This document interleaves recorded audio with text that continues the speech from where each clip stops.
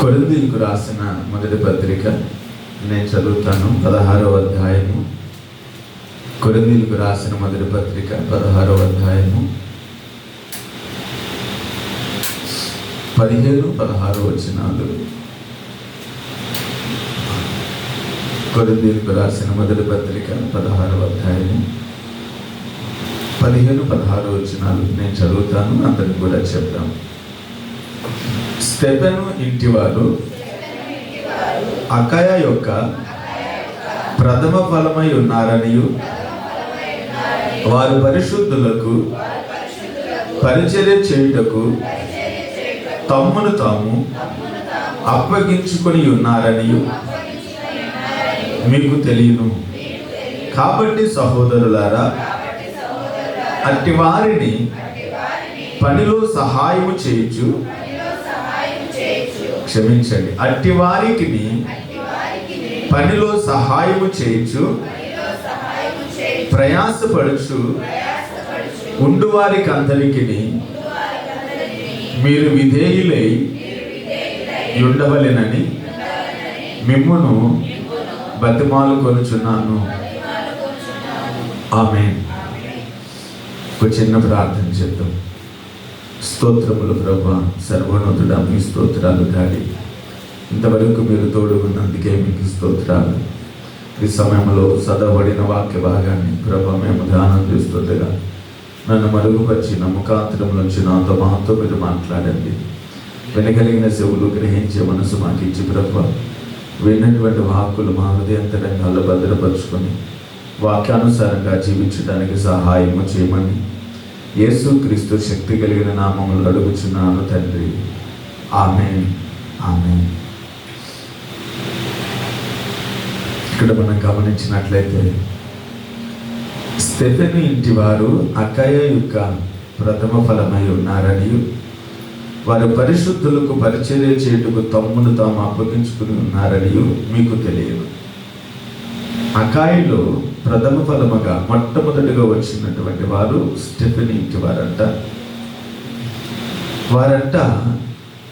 వచ్చే పరిశుద్ధులకు, వారి తర్వాత వచ్చేటువంటి దేవుని బిడ్డలకు పరిచర్య చేస్తానికి తమ్మును తామే అప్పగించుకున్నారంట. మనమేమో ముందుగా వచ్చే వాళ్ళమందరము సీనియర్లు అయిపోతాం. మనము ఇక వెనకాల వచ్చే వాళ్ళకి పనులు చెప్తా ఉంటాం. నేను దేని గురించో నేను ఆలోచించిన కానీ అసలు చర్చికి ఫస్ట్గా వచ్చేవారు. ఇప్పుడు నేను చర్చి పెడుతున్న కాడి నుంచి కూడా ఇప్పుడు అసలు మనం ఆరంభంలో చిరంజీవి గారు ఇంట్లో స్టార్ట్ చేశాను ప్రేయర్. అక్కడి నుంచి కూడా నేను గమనిస్తే ఒక్కొక్కళ్ళు ఫస్ట్ కొన్ని రోజులు వచ్చేవాళ్ళు.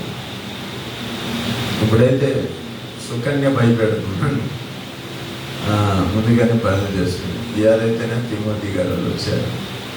అట్లా చాలామంది వస్తున్నారు, వెనక్కి వెళ్తున్నారు. కానీ ఇన్ని సంవత్సరాల్లో నేను ఎప్పుడు కూడా వెనక్కి వెళ్ళే ప్రయత్నమే చేయలేదు.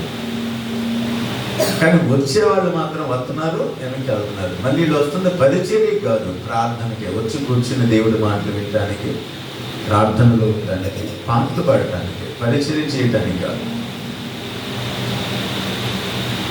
ఇప్పుడు దేవుని పరిచర్య అయితే అసలు ప్రార్థనకు వస్తానికే మనల్ని మనం అప్పగించుకోలేకపోతున్నామే. ప్రార్థనలు ఉండటానికి, దేవుడిలో ఉండటానికి, దేవుని పనిలో నమ్మకం ఉండటానికి మనల్ని మనం అప్పగించుకోలేకపోతున్నామే. వీళ్ళేమో మొట్టమొదటిగా ప్రభువుని నమ్ముకున్న వాళ్ళు, ప్రథమ ఫలముగా వాళ్ళు ఉన్నారు. కానీ వాళ్ళందరూ కూడా ఇక వాళ్ళ తర్వాత దేవుడి దగ్గరికి వచ్చే వాళ్ళకి, ఆత్మీయులుగా వచ్చే వాళ్ళకి పరిచర్య చేయడానికి వాళ్ళు అప్పగించుకున్న సంగతి అందరికీ తెలుసు అంట. హల్లెలూయా. అయితే ఇక్కడ పౌలు గారు చెప్తున్నటువంటి మాట ఏంటంటే, ఆయన అక్కడ వాళ్ళ గురించి చెప్తూ 16 అంటాడు, ఇప్పుడు అక్కడికి వచ్చిన వాళ్ళందరూ కూడా వారు పరిశుద్ధులకు పరిచర్య చేయుటకు తమను తాము అప్పగించుకుని ఉన్నారని మీకు తెలియను. కాబట్టి సహోదరులారా, అట్టి వారికి పనిలో సహాయము చేయొచ్చు. అట్టి వారికి ఏం చేయాలంట? మనం ఇప్పుడు పనిలో సహాయం చేయాలంట.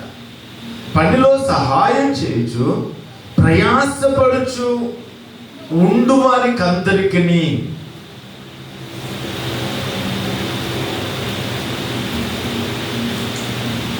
ఇక్కడ మనం కొంచెం ఆలోచించాలా, అట్టి వారికి దేవుని పనిలో సహాయం చేస్తూ ప్రయాసపడుచు ఉండు వారికి అందరికీ. ఈ ఏ పని చేయకుండా వచ్చి కూర్చుని వెళ్ళిపోయే వాళ్ళందరూ ఎలా ఉండాలంటే, మీరు విధేయులే ఉండవలెనని మిమ్మల్ని బతిమాలుకొనుచున్నాను. విధేయులుగా ఉండాలంట.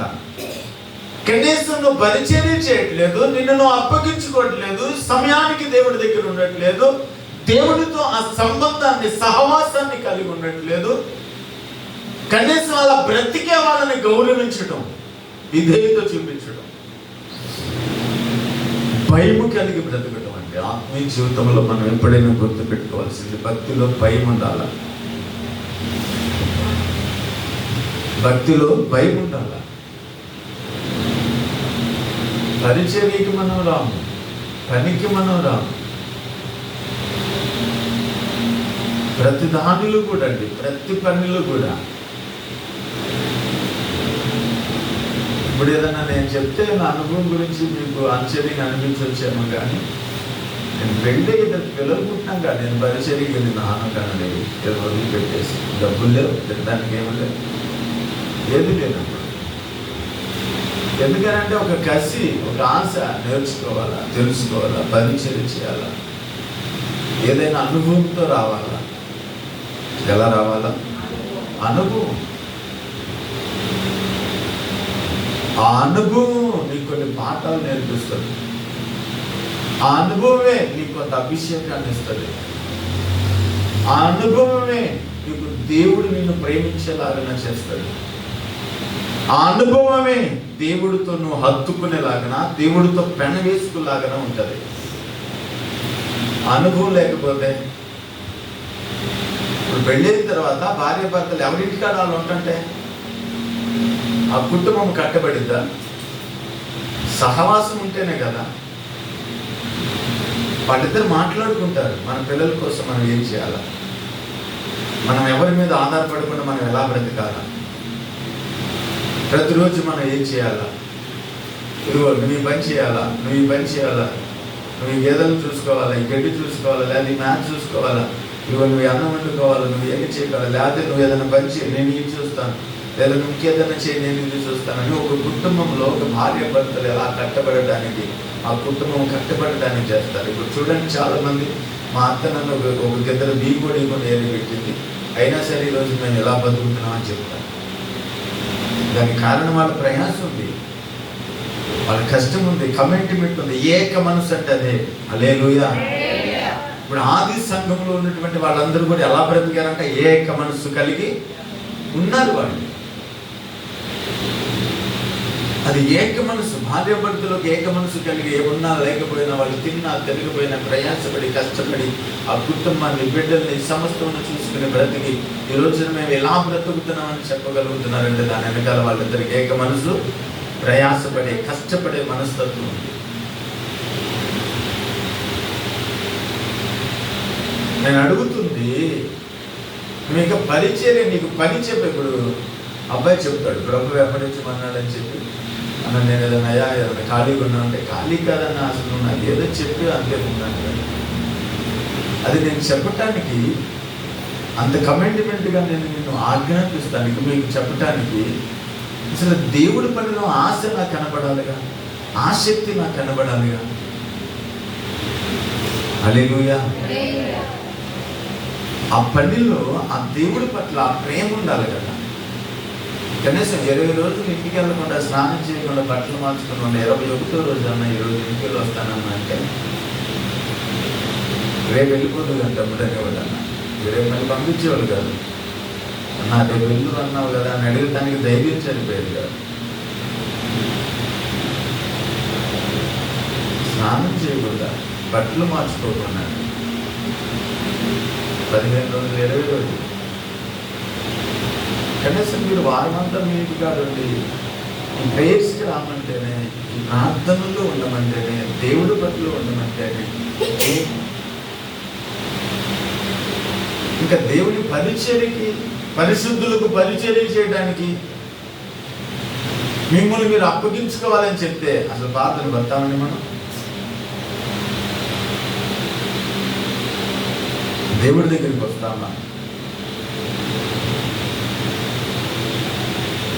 హల్లెలూయా. ఈ రోజుల్లో ప్రతి ఒక్కరు కూడా సుఖ భోగాలను అనుభవించడానికి, సుఖాన్ని కోరుకోవడానికే, సుఖంలో నడవడానికే ఇష్టపడుతున్నాం. ఎవరూ కూడా ఒక పరిశుద్ధమైన దాని మీద కట్టబడటానికి ఇష్టపడట్లేదు. ఒకసారి మనం ఫిలిప్పీలకు రాసిన పత్రికలో ఒక మాటను మనం చూస్తే 4వ అధ్యాయము, ఫిలిప్పీలకు రాసిన పత్రిక 4వ అధ్యాయము మొదటి కాడ నుంచి చూద్దాం. కావున నేను అపేక్షించు నా ప్రియ సహోదరులారా, నా ఆనందము. వీళ్ళు ఏమైనా ఉన్నారంటే పౌలు గారికి ఆయన ఆనందమును, అసలు ముందెవరంట? ప్రియ సహోదరులారా, నా ఆనందమును నా కిరీటమునై ఉన్న నా ప్రియులారా. ఆయన అంటాడు, ఇట్లు ప్రభునందు స్థిరులయ్యుండుడి. ఎట్లా ఉండాలంట? ఇప్పుడు మీరు ఎట్టుంటున్నారో అట్లా ప్రభులో స్థిరముగా ఉండండి అంటాడు. ఇక్కడ అంటాడు, కాబట్టి సహోదరులారా, అట్టి వారికి పనిలో సహాయము చేయించు ప్రయాసపడుచు ఉండు వారికి మీరు విధేయులై ఉండవలనని మిమ్మల్ని బతిమాలు కొలుచున్నాను. ఎట్టి వారికి, అట్టి వారికి అంటే ఎట్టి వారికి పరిశుద్ధులకు పరిచర్య చేయడానికి తమను తాము అప్పగించుకుని ఉన్నారని మీకు తెలుసు కాబట్టి అట్టి వారికి, దేవుడి పనిలో, దేవుడి పరిచర్యలో, దేవుడి సంఘములో సహాయము చేస్తున్న వారికి, ప్రయాసపడుతూ ఉంటున్న వారికి మీరు ఎలా ఉండాలంట? విధేయులై ఉండాలని అంట. బ్రతిమలాడుతున్నాడు అంటండి. అంటే తమను తాము అప్పగించుకున్న వారికి ఏమీ లేదు, గౌరవం లేదు. ప్రయాసపడుతున్న వారికి, పనిలో సహాయం చేస్తున్న వారికి విలువ లేదు, గౌరవం లేదు. ఈయన హెచ్చరిస్తూ ఉన్నాడు.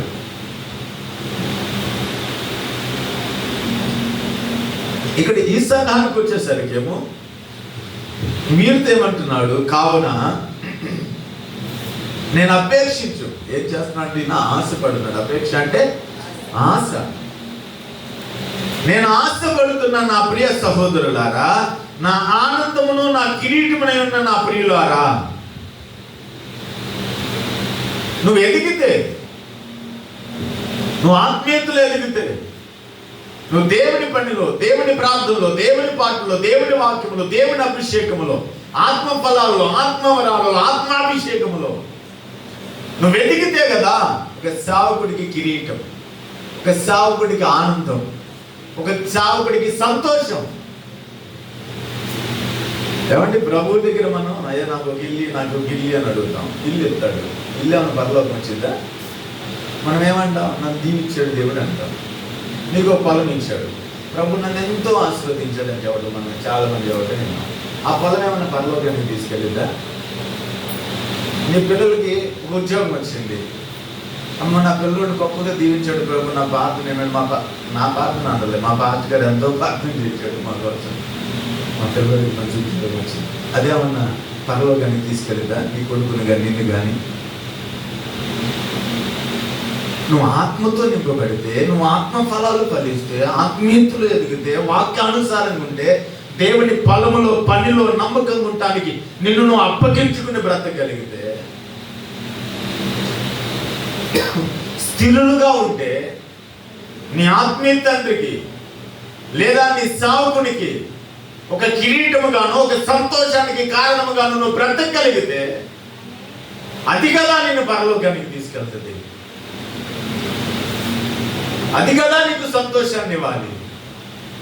కానీ మనందరం కూడా అండి శరీర సంబంధమైనదే, ఈ భూలోక సంబంధమైన వాటిలోనే దేవుని దీవెనలు అనుకుంటున్నాం, దేవుడి ఆశీర్వాదాలు అనుకుంటున్నాం, దేవుని కార్యాలు అనుకుంటున్నాం.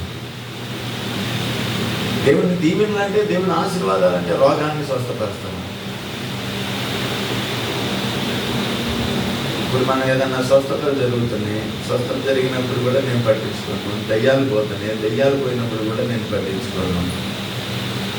ఎందుకు పట్టించుకోవట్లేదు నేను తెలుసా మీకు? ఎందుకు వాటిని అసలు నేను లెక్క చేయను. సాక్ష్యాలు చెప్తున్నప్పుడు కూడా నాకు ఇష్టం ఉండదు. అసలు యూట్యూబ్లో మన ఛానల్లో మనం వాటి గురించే పెట్టను నేను. అసలు ఆ వీడియోలు తీసి మనం పెట్టుకోవచ్చు. చూడరా చాలామంది ఏమంటారు, ఈ దెయ్యాలు కానీ సాక్ష్యాలు కానీ చెప్పి పెట్టిస్తే, నృత్యం చెప్పి పెట్టిస్తే చూడరండి. నేను పెట్టను. ఎందుకు పెట్టను? దెయ్యాలు పోతం కోసం కాదండి నేను ప్రార్థన చేసేది. ఇప్పటికీ మొట్టమొదటి ఒక సావుకుడిగా నేను ఉంటున్నా, ఇంతమంది విశ్వాసులు మనం కలిగి ఉంటున్నా, ముందుగానే వచ్చి కూర్చోవాలనే ఆశ ఎందుకుంటుందో తెలుసా? దెయ్యాలే పోతే అని కాదు, ఈ కొండను చూసి వెళ్ళి సముద్రంలో పడమంటే అది పడింది. ఇప్పుడు నా వల్ల సముద్రంలో ఆ కొండను పడవేయడం నా వల్ల కావట్లేదు. ఈ ఫోటోలో నాకు సంతోషం లేదు. ఇప్పుడు ఆ కొండను ఎప్పుడైతే పెకలించగలను, అది ఎప్పుడైతే నా ముందు నుంచి, నా సంఘ బిడ్డల ముందు నుంచి అది వెళ్ళి సముద్రంలో పడిందో అప్పుడు నేను సాక్ష్యం చెప్పుకోవాలండి. హల్లెలూయా. ఈ దెయ్యాల మీద అధికారం ఇచ్చిన దేవుడు కొండ మీద ఇవ్వలేదండి. హల్లెలూయా. దాని గురించి చెప్పలేదా? దెయ్యాల గురించి చెప్పిన దేవుడు దాని గురించి కూడా చెప్పాడు కదా. అందరం ఈ దెయ్యాలకే సంకలు కొట్టుకుంటున్నాం. ఈ దెయ్యాలు, ఈ రోగాలు పోతేనే పొలమని పరుగులు చేస్తున్నావే నువ్వు, ఏడకబెడితే ఆడకే. అదేమన్నా పరలోకానికి తీసుకెళ్తా నీకు? ఇప్పుడు మన దగ్గర ఎంతో మందికి స్వస్థతలు జరిగినాయి. వాళ్ళు బాధను వస్తున్నారా? అసలు ఎంతో మందికి దెయ్యాలు అలగబెట్టాం, వాళ్ళు వస్తున్నారా? అది తగ్గిపోతే చాలా వాళ్ళకి. ఇక నీ ఆత్మీయ జీవితంలో ఒకటి పొందుకున్న తర్వాత ఇంకొక కష్టం ఉండాలండి. ఒకటి జరిగిన తర్వాత ఇంకొకటి ఉండాలి. ఇది దేవుడిలో నువ్వు ఉంటే, నిన్ను నువ్వు పరిచర్య చేయడానికి, పరిశుద్ధులకి పరిచర్య చేయడానికి నిన్ను నువ్వు అప్పగించుకుంటే, ప్రైజ్ ది లార్డ్, హల్లెలూయా. కనీసం ఆ పరిచర్య చేసేవాళ్ళకన్నా నువ్వు సహకారంగా ఉంటే, నువ్వు విలువిస్తే, నువ్వు గౌరవిస్తే. ఏమని బ్రతమాడుతున్నానంటే ఆయన పౌలు గారు, కనీసం ఆ పరిశుద్ధులకు మీరు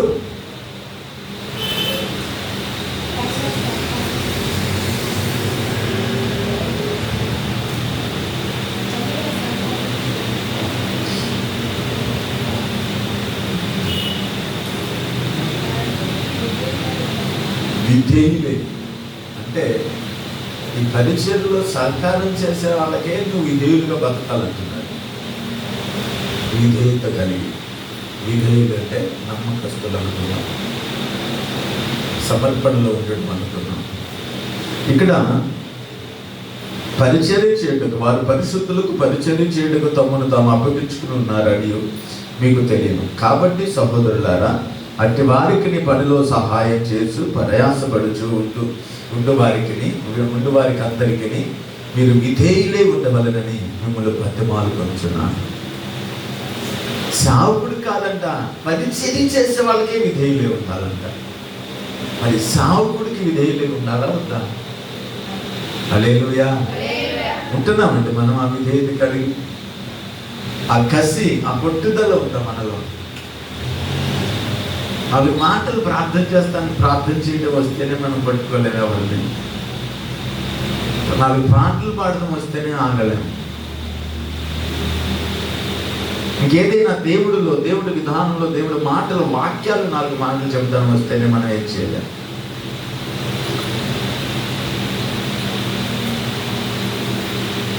అప్పుడు రాజా వాళ్ళ పిల్లలు చనిపోయినప్పుడు అక్కడ వాళ్ళు, అది అసలు ఆదరణ కూడిక, కృతజ్ఞత కూడిక అన్నారు. దానికి 2 ప్రాణాలు పోయి వాళ్ళందరూ ఏడుస్తున్నారు.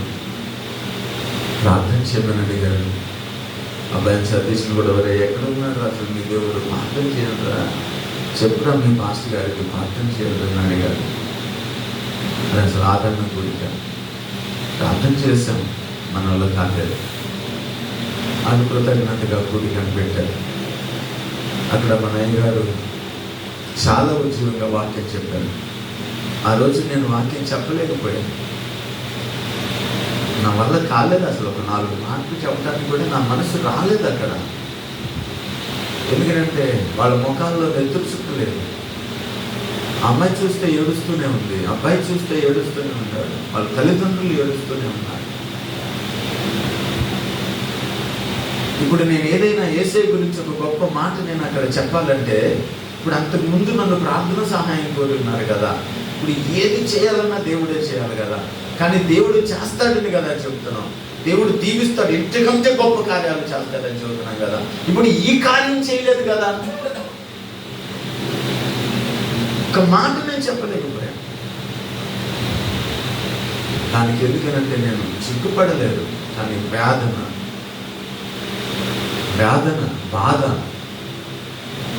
బాధతో నేను చెప్పలేకపోయాను.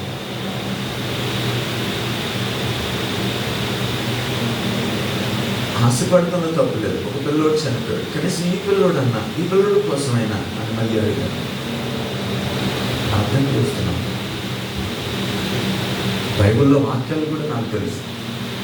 ఎందుకంటే దావీదు చూస్తాడు, అయ్యా నా తల్లి గర్భంలో నేను పిండమునే ఉన్నప్పుడే నీ కన్నులు నన్ను చూసి ఉన్నాయి. ఆ పిండముల గురించి నేను ఆ మాట తీసుకుని ఒక అద్భుతమైన రీతిలో 4 మాటలు చెప్పగలిగిన ఆ స్థాయిని, ఆ జ్ఞానమును, అభిషేకాన్ని దేవుడు నాకు ఇచ్చాడు. అయినా నాకు చెప్పడానికి ఏమి లేదు, మనసు లేదు. దానికి కారణం ఏంటి? అను బలపరచలేకపోయాను, ధైర్యపరచలేకపోయాను, కనీసం వెళ్ళి నేను ఓదార్చలేకపోయాను, నా ముఖం వాళ్ళకు చూపించలేకపోయాను. నేను ఎవరికైనా సరే వేదనలు ఉన్నప్పుడు అది ఎంత దూరమని వెళ్ళిపోతాను, కనీసం వెళ్ళి ట్రై చేసి వస్తాను. అలాంటిది నేను వెళ్ళలేకపోయాను. ప్రతి ఒక్క విషయంలో కూడా, ప్రతి ఒక్క విధానంలో కూడా దాని బాధ్యత మనదే. బాధ్యత మనదంటే ఏంటంటే ప్రే చేయటమే, ప్రార్థించటమే. మన బాధ్యత ప్రకారం మనం ప్రార్థించటమే. ఎంతవరకంటే ఇప్పుడు అందరిలాగా మనం చచ్చిపోయిన కాడికి వెళ్ళాము, లేదా ఏదైనా మనం ప్రార్థన చేస్తే అవని కాడికి వెళ్ళాము, ఎన్ని తలసినా ఏది అడిగినా జరిగేది నీ చేతమే కదా అని కొట్టేయలేము. మనం ఆ బాధ్యతను మన భుజాన వేసుకోవాలి.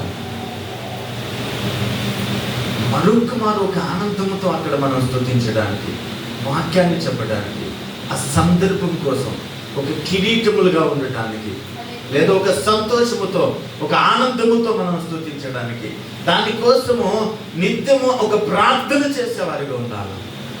నేను అందుకే ఎక్కడ పడితే అక్కడ కానుక తీసుకోవడానికి ఇష్టపడను, ఎక్కడ పడితే అక్కడికి వెళ్ళి తినడానికి ఇష్టపడను. నేను అసలు నాకు ఇష్టం ఉండవు అవి. ఎందుకంటే అవి 2 మనం తిన్నా తీసుకున్నా సరే అవి మనల్ని లెక్క అడుగుతాయి దేవుడి దగ్గర.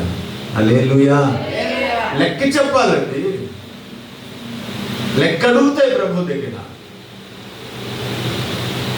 విధేయులై ఉండాలంట. ఎలా ఉండాలంట? పరిచర్య చేసే వాళ్ళకే విధేయులుగా ఉండాలైతే, పరిచర్యలో దేవుని సేవకులకి సహకారులుగా ఉన్న వాళ్ళకే, అప్పగించుకున్న వారికే విధేయులుగా ఉండాలైతే, అన్నం పెడితే తిన్నప్పుడు, కానుకలు ఇస్తే తీసుకున్నప్పుడు, ఆ ఇంట్లో సంతోషం కలిగిన ప్రతి దానిలో నువ్వు పాలు పొందినప్పుడు, ఇప్పుడు దుఃఖం వచ్చింది ఆ ఇంట్లో, హల్లెలూయా, ఏదో ఒకటి చెప్పి మభ్య పెడతావా?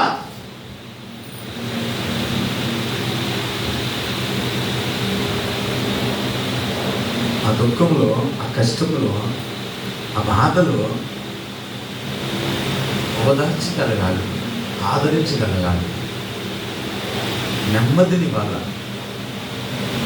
ఇక్కడ ఆయన చెప్తున్నట్లుగా ఏదో ఒక రోజు ఒక ఆ కుటుంబం కూడా ఒక కిరీటముగా మనకి, లేదా ఇక్కడ మనకు ఆయన చెప్తున్నాడు, కావున నేను అపేక్షించు.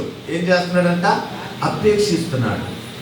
నేను కూడా ఒక అపేక్ష కలిగి ఉన్నా, ఒక ఆశ కలిగి ఉన్నా. ఒక ప్రార్థన చేస్తున్నప్పుడు అండి కొన్ని విషయాలు ఉంటాయి. రోజు మాకు కొన్ని విషయాలు ఉంటాయి, ఎప్పుడో అవి అయినా సరే నేను వదిలిపెట్టలేను. నా ప్రాణం ఉన్నంత వరకు, అది నెరవేరేంత వరకు ఆ ప్రార్థన అనేది జరుగుతూనే ఉండాలి. ఇప్పుడు ఏళ్ళ విషయంలో కూడా అంతే. నేను అపేక్ష కలిగి ఉన్నా, ఒక సహోదరుడి నిమిత్తమై, ఆ కుటుంబం నిమిత్తమై సహోదరి నిమిత్తమై, ఒక కుటుంబం నిమిత్తమై ఒక అపేక్ష కలిగి ఉన్నప్పుడు వాళ్ళు ఎలా మార్చబడారంట? నా ప్రియ సహోదరులారా, నా ఆనందమును నా కిరీటమునైన నా ప్రియులారా, ఇట్లు ప్రభువునందు స్థిరులై ఉండండి. అప్పుడు నేను వెళ్ళి చెప్పగలను, ఇక మీదటనైనా దేవుడిలో నువ్వు కూడా స్థిరముగా ఉండాలా. కొన్ని ప్రభు నీ పట్ల చేయటం లేదంటే నీలో ఏమి లేదు? స్థిరత్వం లేదు, విశ్వాసము లేదు, నమ్మకము లేదు, మారు మనసు లేదు. మారు మనసుకు తగిన జీవితము అస్సలే లేదు.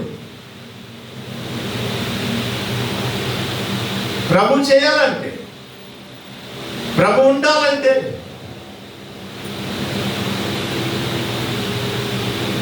నాకు మొరదకాయ గారు గురించి చూస్తాను ప్రతి విషయంలో కూడా.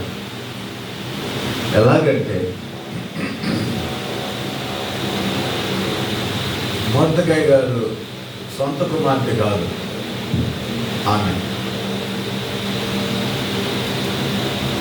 ఆమె పేరు కూడా ఫస్ట్ అదస్స. ఆమె పేరు కూడా ఫస్ట్ అదస్స. తర్వాత ఈ వస్తీ రాజుగారికి వ్యతిరేకంగా మాట్లాడితే ఆ మొదటి అధ్యాయంలో అవన్నీ జరుగుతాయి కదా. మాట్లాడిన తర్వాత ఇప్పుడు ఆమె వెళ్ళిపోయిన తర్వాత ఒక రాణిని చేయాలని అంటే ఈయన అక్కడ ఆమె పేరును ఎస్తేరుగా మార్చాడు. ఎస్తేరుగా మార్చి ఆమెను తీసుకొచ్చి ఆ రాజ సంరక్షకుడికి అప్పచెప్పాడు. అటన్నిటి మీద ఒక ఆయన ఉంటాడు, ఆయన పేరు హేగే. మనకి తెలుసు కదా, చాలాసార్లు ఎస్తేరు గ్రంథం ఇవన్నీ మనం చదివాం. ఇక్కడ మనం గమనిస్తే ఈ కుమార్తె సొంత కుమార్తె కాదు. అయినప్పటికీ ఆ కుమార్తె పెంపకం ఎలా పెంచాడు? ఒక పెళ్లి కుమార్తెగా మార్చబడటానికి ఆ బిడ్డను పెంచాడు. ఇప్పుడు ఆ బిడ్డను అలా పెంచినటువంటి ఆయన ఇప్పుడు ఎక్కడికి పంపిస్తున్నాడు? ఒక మహారాణిగా మారే రేసులోకి పంపిస్తున్నాడు. ఇప్పుడు ఇక్కడ నేను బాప్తీసం ఇచ్చిన బిడ్డలు ఉన్నారు, నేను బాప్తీసం ఇవ్వని బిడ్డలు ఉన్నారు మన సంఘములో. నా బిడ్డలు కాని వారు ఉన్నారు, నా బిడ్డలైనటువంటి వారు ఉన్నారు. ఇప్పుడు ఈ బిడ్డల్ని నేను ఎలా సిద్ధపరచాలి? ఒక పెళ్లి కుమార్తెగా సిద్ధపరచగలగాలి. ఆ పెళ్లి కుమార్తెగా సిద్ధపరచాలంటే ఇప్పుడు నువ్వు నీ తండ్రి మాటకు లోబడాలా వద్దా? నీ తండ్రి మాట వినాలా వద్దా? నీ తండ్రి చెప్పినట్లుగా చేయాలా వద్దా? ఇక్కడ ఆమె వాళ్ళ తండ్రి మాట వింది. ఇక్కడ ఆమె వాళ్ళ తండ్రి ఏది చెప్తే అది చేసింది. మా నీ పేరు అదస్స అని చెప్పొద్దు, మన హెబ్రీలు ఇలా హేయమైన వాళ్ళు. అలా చెప్తే అసలు నేను ఈ రేసులోనే ఉండేవారు. నీ పేరు ఎస్తేరని చెప్పు, అలాగే నాన్నగారు అని చెప్తుంది. అలా చెప్పిన తర్వాత ఆమె అక్కడికి వెళ్ళిన తర్వాత ఇక ఎస్తేరని చెప్పిన తర్వాత ఆమె ఒక రాజుగారు ఇప్పుడు 6 మాసాలుగా ఆమెను అన్నిటితో సుగంధ ద్రవ్యములతో, పరిమళ సుగంధ ద్రవ్యములతో ఆమెకు స్నానాలు చేపించి, పనికత్తులు వచ్చి, పని వాళ్ళు వచ్చి, వాళ్ళందరూ వస్తే ఇప్పుడు రాజుగారి దగ్గర నుంచి వీళ్ళకి ఏది కావాలో అవన్నీ ఇస్తాడు. నగలు కానీ, అలంకరణ కానీ, వస్త్రాలు కానీ అనేకం ఇస్తారు. వాళ్ళు ఏది అడిగితే అది ఇస్తారు. కానీ ఏమేమంటుందో తెలుసండి, ఏదైనా కోరుకోవచ్చు, ఏదైనా తినవచ్చు, ఏదైనా ఇష్టపడవచ్చు. ఆ మంటది ఒకసారి ఆ మాటను మనం చదువుదాం. ఎస్తేరు గ్రంథంలో 4వ అధ్యాయంలో 13-14 వచనాలు మనం చదివితే, మొర్దెకై ఎస్తేరుతో ఇట్లు ప్రత్యుత్తరం ఇచ్చి,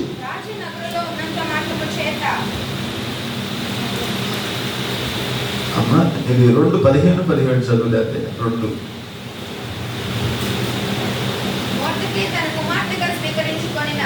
మొర్దెకై తన కుమార్తెగా స్వీకరించుకొనిన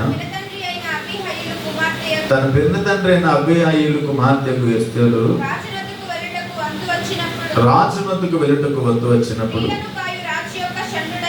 స్త్రీలను కాయు రాజు యొక్క షండుడైన హేగే నిర్ణయించిన అలంకారము గాక ఆమె మరి ఏమీ కోరలేదు. ఎస్తేరును చూసిన వారికి అందరికి ఆమె యందు దయ పుట్టిందంట. హల్లెలూయా. ఇవేం చేసిందంట? ఆమెకు అన్ని ఏదైనా ఎత్తుకొచ్చేస్తారు, ఏదైనా ఇచ్చే అవకాశం ఉంది. కానీ ఆమె అలంకారమునకు ఏగే నిర్ణయించిన అలంకారము గాక మరి ఏమీ కోరుకోలేదంట. ఇంకా తండ్రి సేవకుడుగా ఉంటే ఈ హేగే పరిశుద్ధాత్మగా ఉన్నాడు. యేసుక్రీస్తు రాజకుమారుడిగా ఉన్నాడు, పెళ్లి కుమారుడిగా ఉన్నాడు. ఇప్పుడు నీవు ఒక రాణిగా మార్చబడటానికి అన్నీ నీకు అవకాశం ఉంది. ఏదైనా కోరుకోవచ్చు, ఏదైనా తీసుకోవచ్చు, ఏదైనా అడగవచ్చు. అవన్నీ నీ కాళ్ళ దగ్గర ఉంటాయి. కానీ పరిశుద్ధాత్ముడికి ఏది ఇష్టమో, ఏది అవసరమో, ఎలా బ్రతకడానికి ఆయన కోరుకుంటున్నాడో అది మాత్రమే ఆమె ఇష్టపడుతుంది. ఏది అన్నిటి మీద అధికారం ఉన్నా సరే, అన్ని కోరుకున్న అవకాశం ఉన్నా సరే, హ్యాపీగా అలంకరించుకున్న అవకాశం ఉన్నా సరే, ఈ పరిశుద్ధాత్ముడికి తెలుసు, ఈ హేగేకి తెలుసు రాజుగారికి ఎలా ఉంటే ఇష్టమో. హల్లెలూయా.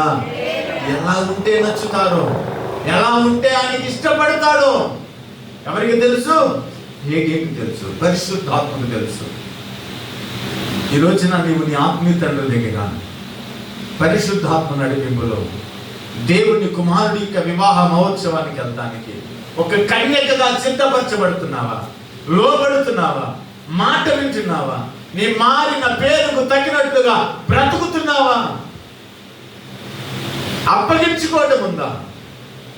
పరిశుద్ధాత్ముడు నువ్వు ఎలా బ్రతకాలనుకుంటున్నాడు, నీకేమి నిర్ణయించాడో, నీ ఆత్మీయ జీవితంలో ఆయనతో వివాహ మహోత్సవానికి వెళ్తానికి, పరలోకానికి వెళ్తానికి ఈ పరిశుద్ధాత్మ దేవుడు ఏ అలంకరణ నీకు కావాలంటున్నాడో వాటిని నువ్వు అలంకరించుకున్నావా? అసలు అవి తెలుసా నీకు? ప్రభు దగ్గరికి వెళ్తానికి, వివాహ మహోత్సవానికి వెళ్తానికి సంఘం ఏమై ఉండాలి? సిద్ధపడి ఉండాలి. సిద్ధపాటులో ఏముండాలో తెలుసట. అసలు హేగే ఏం ఏర్పాటు చేశాడో, పరిశుద్ధాత్ముడు సంఘానికి ఏం ఏర్పాటు చేశాడో. హల్లెలూయా. అన్ని కోరుకోవచ్చు, అన్ని తీసుకోవచ్చు, అన్ని అలంకరించుకోవచ్చు, ఏదైనా చేయొచ్చు. కానీ దేవుడికి ఇష్టమైనది తప్ప, లేదా పరిశుద్ధాత్మకి ఇష్టమైనది తప్ప, హేగేకి ఇష్టమైనది తప్ప మరి దేన్ని కూడా ఆమె కోరుకోలేదు. ఇప్పుడు ఆమె రాజుగారి దగ్గరికి వెళ్ళింది కదా, రాణిగా అయిపోయింది కదా. ఇవన్నీ జాగ్రత్తలు ఈ సేవకుడు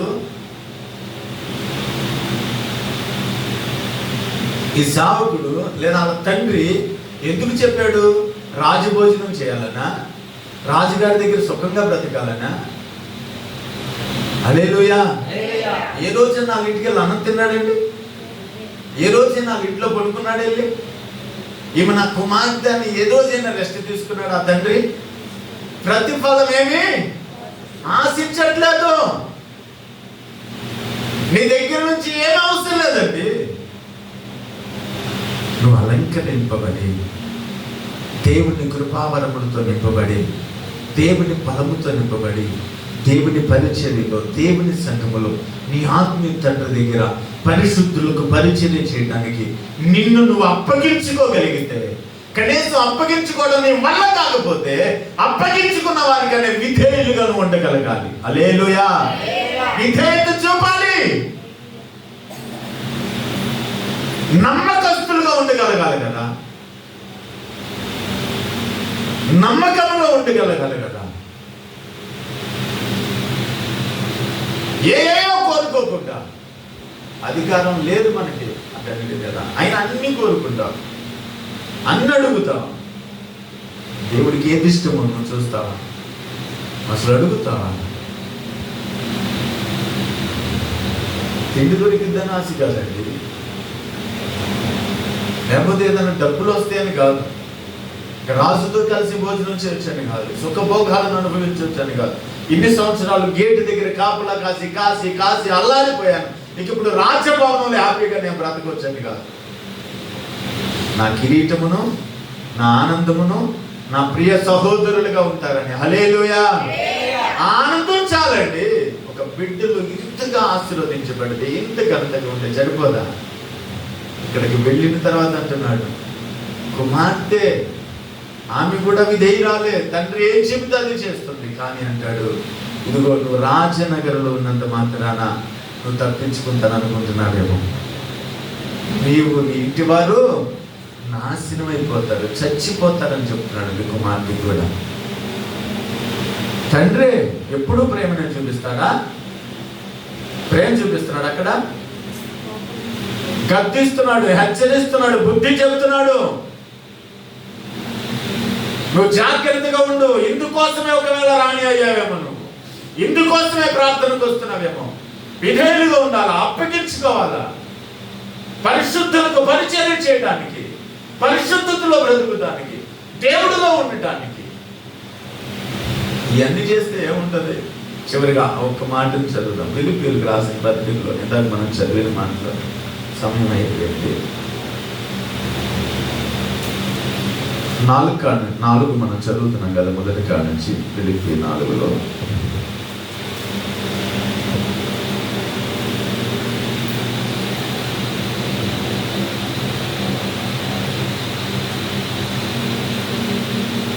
ప్రభునందు ఏక మనసు గలవారై, ఇక్కడ మనం గమనిస్తే మళ్ళీ ఎలా ఉండాలంట? ప్రభునందు స్థిరులై ఉండమన్నాడు. పై మాటలో ప్రియులారా ఇట్లు ప్రభునందు స్థిరులై ఉండు అన్నాడు. మళ్ళీ 2వ వచనంలో అంటాడు, ప్రభునందు ఏక మనసు గలవారై ఉండుడని యువోదియును సుట్టుకేసును బతిమాలుకొనుచున్నాను. వీళ్ళిద్దరిని అడుగుతున్నాడు ప్రాముఖ్యంగా. వాళ్ళిద్దరిని ఏం చేస్తున్నాడంట?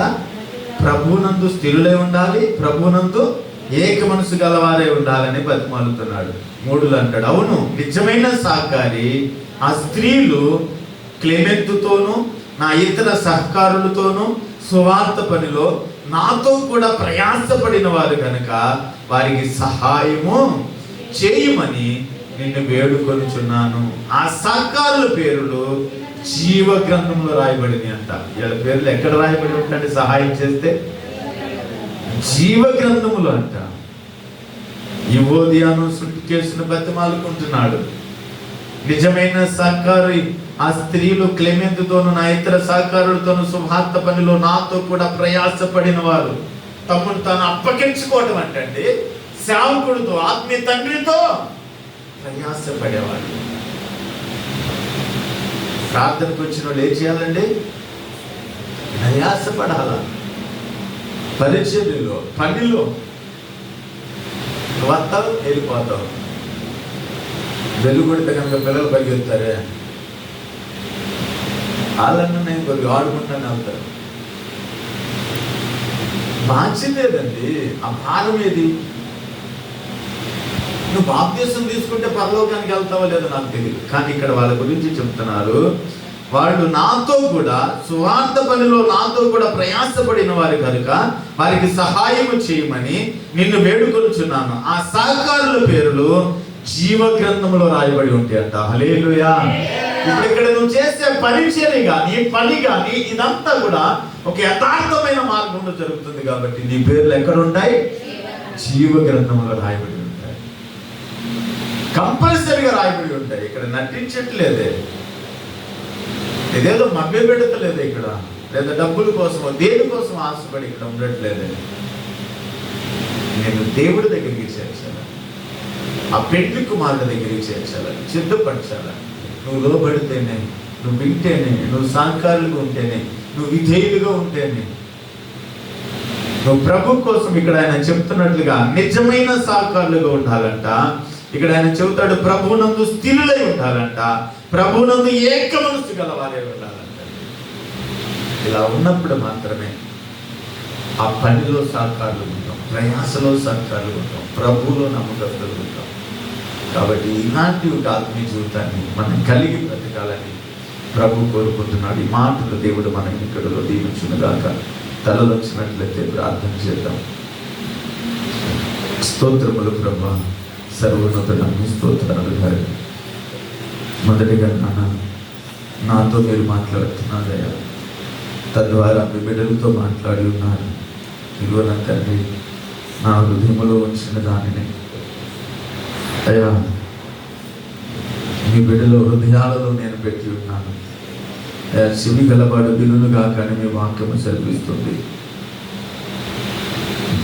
ప్రతి బిడ్డలు నాయన మీరే నా వినగలిగిన చెవులు, గ్రహించే హృదయాన్ని ఇవ్వండి నాన్న. అయ్యా ప్రభు పని కోసం, ప్రభు పరిచర్య కోసం, పరిశుద్ధుల కోసం నాయన మమ్మల్ని మేము అప్పగించుకుని బ్రతికే వారికి మమ్మల్ని ఉంచండి డాడీ. అవి ఒక నటించే వారిగా వండుకోండి నాయన. ఏ బాధ్యతలు మేము తీసుకున్నామో, ఏ భారాన్ని పంచుకోవాలనుకుంటున్నాము, అది ఎలాంటి పరిస్థితులు ఎదురొచ్చినా ఏదో ఒక మాట చెప్పి సర్దుకోవడం కాదు డాడీ, ఏదొకటి చెప్పి తప్పుకోవడం కాదు నాన్న. ఆ కాడిని భుజాన వేసుకునే వారిగా, యథార్థమైన వారిగా మేము ఉండడానికి సహాయం చేయాలి అయా. స్థిరులుగా, నమ్మకస్తులుగా మేము బ్రతకడానికి కాదు అయా. ప్రతి బిడ్డలు కూడా ఒక ఆత్మీయ తండ్రికి లోబడే వారిగా, అలాగే పరిశుద్ధాత్మ దేవుడికి అప్పగించుకునే వారిగా, అలాగే వివాహ మహోత్సవానికి సిద్ధపడే బిడ్డలుగా మీరు ఉంచండి ప్రభా. అయా ఆ మహోత్సవానికి వెళ్ళే ముందు నాన్న అయ్యా సేవకుడికి ఒక ఆనందముగాను, ఒక కిరీటముగాను నాయన, ఒక పరిశుద్ధమైన సహోదరులుగా ఉండటానికి సహాయం చేయండి ప్రభా. ఇదిగో నా తండ్రి, మా పేరులో జీవ గ్రంథంలో కలిగి ఉంటానికి అయా మమ్మల్ని మేము అప్పగించుకునే వారిగా మీరు ఉంచమని కూడా వచ్చిన ప్రతి ఒక్క బిడ్డలను పేరు పేరు పరుసను దీవించండి డాడీ. రాళ్ళకి వెనకబడిన బిడ్డలను జ్ఞాపకం చేసుకోండి. ఒక బలహంతో ఒకవేళ రాలేకపోతే మీరు బలపరిచి మంచి ఆరోగ్యములు ఇవ్వమని అడుగుచున్నాను. గడిచిన వారమంతా మమ్మల్ని కాపాడండి దేవా. ఈ నూతన వారంలో నూతన కృప ప్రసన్నతను మాకు ఇవ్వమని అడుగుచున్నాను డాడీ. అయా బిడ్డలు తిరిగి గృహాలకి వెళ్తుండగా మార్గ మధ్యంలో మీరు తోడుగా ఉండి క్షేమంగా గృహాలకి చేర్చండి డాడీ. మీకు ఇష్టమైతే, మీ చిత్తమైతే ప్రభా, రేపు పునరుత్థానపు ఆరాధనలో మేమందరము కూడుకుని ఆత్మతో సత్యముతో మిమ్మల్ని ఆరాధించే వరకు మీ గాయపడిన స్తముల నీడలు మమ్మల్ని కాసి కాపాడి రక్షించమని నజరేయుడైన యేసుక్రీస్తు శక్తి కలిగిన నామములో అడుగుచున్నాను తండ్రి, ఆమేన్.